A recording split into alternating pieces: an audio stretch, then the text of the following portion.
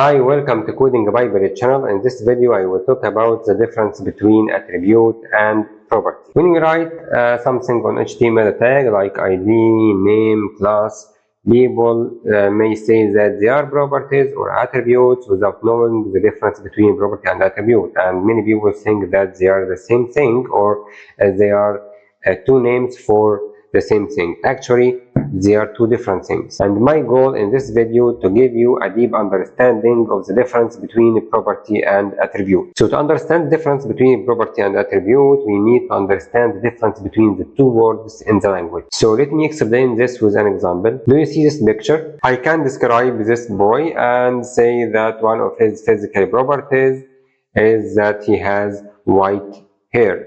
And I said physical properties. We can't say physical attributes. And if we make this boy hold a paper written on it smart, we can say that one of his personal attributes is that he is smart. So when we say the word property, we refer to something that has a physical existence, and it is part of an object that also has a physical existence. But the attribute doesn't have a physical existence. This is the big difference between them. Okay, but how this is related to JavaScript? This means that if we say the word property in JavaScript, we mean or we refer to something that has a physical existence. Yes. So let me explain more. When we write HTML code, this code is passed into HTML parser inside the browser, and this parser just extract the HTML tags. And for each HTML tag, the browser has a class that represents that tag. So the browser takes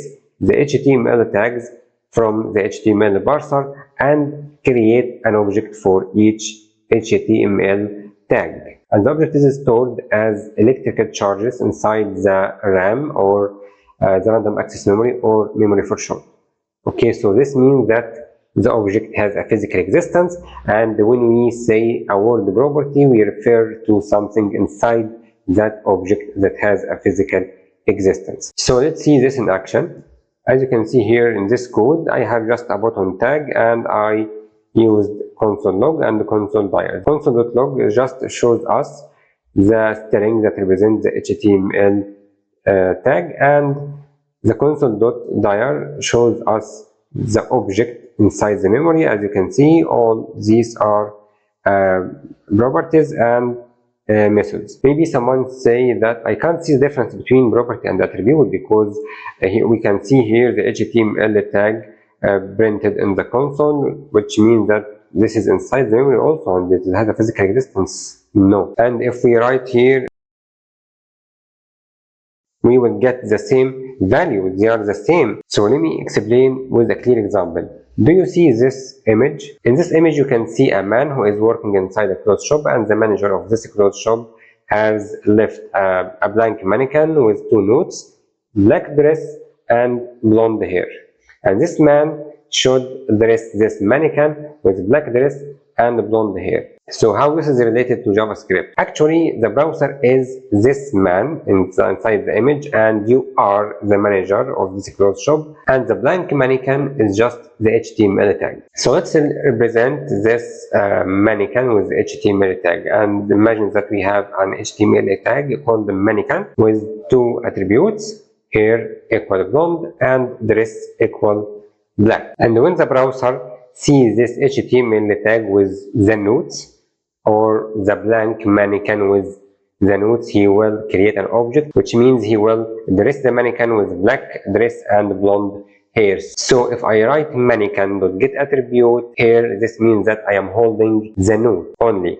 But if I write mannequin.hair, this means that I am holding the hair itself. So this is the difference. So now I will ask you a question. This question will prove that there is a difference between attribute and property. The question is, here we have a class. Can we call it attribute or property or both? Here we can only call the class attribute. We can't call it property. Why?